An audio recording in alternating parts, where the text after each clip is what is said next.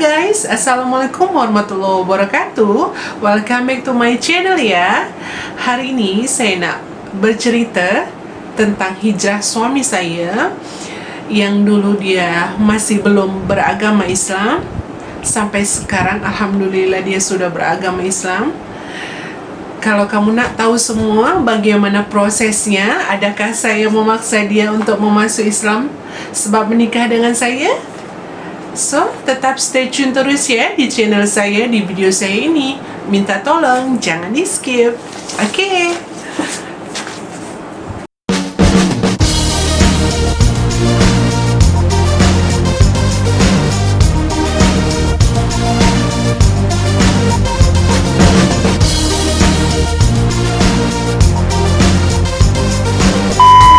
Hai, kembali lagi guys.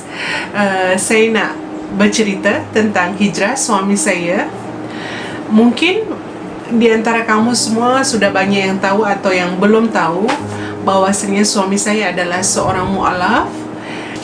Oke, sebenarnya cerita ini adalah sangat sensitif ya. Kalau yang nak saya sharekan kepada kamu semua, sebab saya menjaga nama baik keluarga suami saya, iaitu mak mertua saya dan juga kakak ipar saya, abang ipar saya, anak saudara saya, semua dari keluarga suami saya. Tapi sebelum saya bercerita ini, saya sudah meminta izin kepada suami saya. Suami saya cakap, "Okey mami, kamu boleh sharekan cerita hijrah saya." Saya cakap, saya tahu kamu boleh buat yang terbaik video ini. So, saya membuat keputusan untuk men-sharekan cerita ini atas izin suami saya. Sebab ini adalah cerita hijrah suami saya, so saya kena izin dengan beliau. Kenapa cerita ini sangat sensitif? Sebab saya menjaga hati mak mertua saya, kakak ipar saya yang berlainan agama dengan kita. Dan saya juga menjaga hati mak mertua saya ya, sebab saya tak nak dia sedih. Walaupun sekarang ni, dari dulu sampai sekarang dia tak pernah tanya kenapa anak saya pindah agama, kenapa, tak pernah tanya, tak pernah marah dengan saya pun. Dia sangat menghormati dan sayang dengan saya. Saya pun sangat sayang kepada mak mertua saya. So, saya tak nak sebenarnya cerita ini sampai menyedihkan dia atau mengguris perasaannya. Sebab saya pun seorang mami yang apabila anak saya sendiri yang saya kandungkan harus pisah atau berpindah agama, cuba kamu fikir macam kalau kamu di posisi mak mertua saya, mungkin kamu juga akan merasa sedih. Begitu juga dengan saya pun sangat jaga ini semua. Tapi insya-Allah mak mertua saya faham, sebab saya pun dengan suami saya sudah berkahwin hampir 8 tahun juga. Dan suami saya dengan saya bahagia, itu sudah cukup buat mereka, insya-Allah. Mak mertua saya sangatlah support dengan rumah tangga kita, sangat sayang kepada saya, suami saya terutama, dan anak-anak saya. Cerita ini saya sharekan sebab memang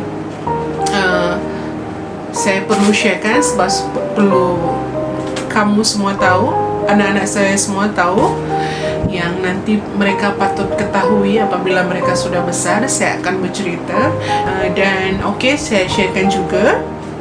Waktu itu sebelum saya menikah dengan suami saya, suami saya membuat keputusan untuk berpindah agama. Saya tak pernah sama sekali menanyakan ataupun memaksa dia untuk berpindah agama ke agama Islam.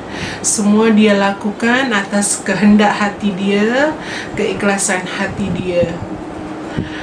Saya tak pernah tanya, kalau kamu masuk Islam baru kita menikah. Tak. Semua dia buat secara sendiri. Bahkan maaf cakap dia pun sudah pergi bersunat di hospital, baru dia melaksanakan ucap syahadah di Masjid Mutiara Damansara. Pada masa itu, pada hari Jumaat, selepas solat Jumaat, dia mengucap syahadah dengan disaksikan lebih dari 50 orang yang solat di masjid tersebut dengan ustaz dan kawan-kawan kawan-kawan suami saya yang juga seorang muslim. Dia mengucap syahadah. Waktu dia mengucap syahadah, saya, mama saya, arwah kakak saya, arwah ayah saya, adik saya, dan kawan-kawan beliau semua ikut datang. Pada masa itu dia mengucap syahadah dengan memakai baju putih, dengan pakai songkok. Dia mengucap syahadah disaksikan seluruh jamaah solat Jumaat. Dia mengucap syahadah dengan berlafazkan asyhadu alla ilaha illallah wa asyhadu anna muhammadar rasulullah.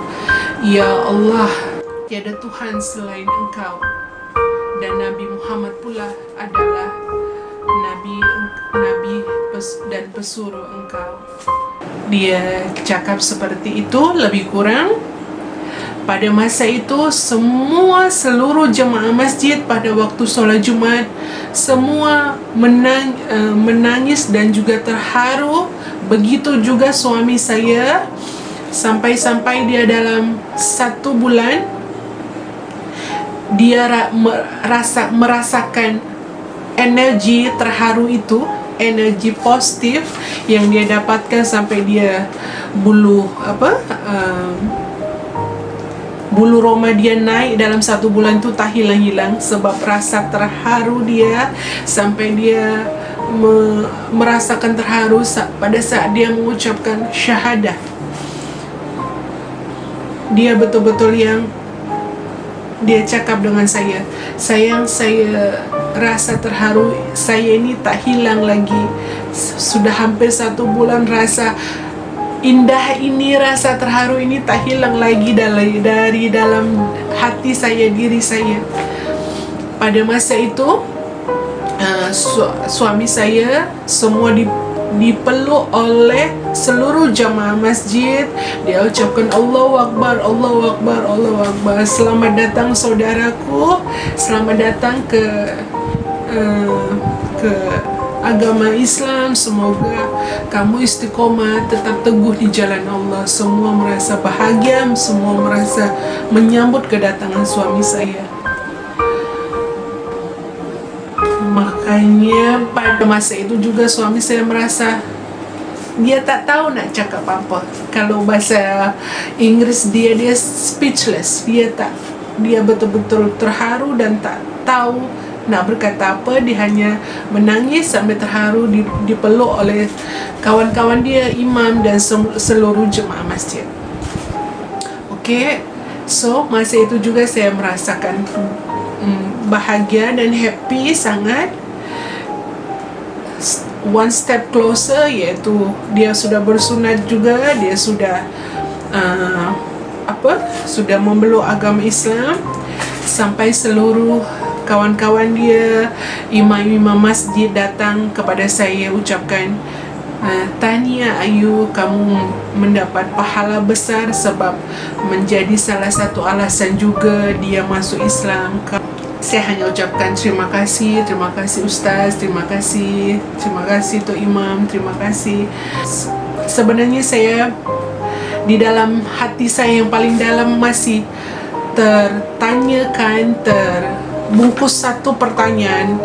Bolehkah saya membimbing suami saya? Bolehkah saya menjaga amanah ini dari Allah? Sebab ini pun adalah salah satu tanggungjawab saya, supaya menjaga suami saya tetap istiqomah, tetap di jalan Allah.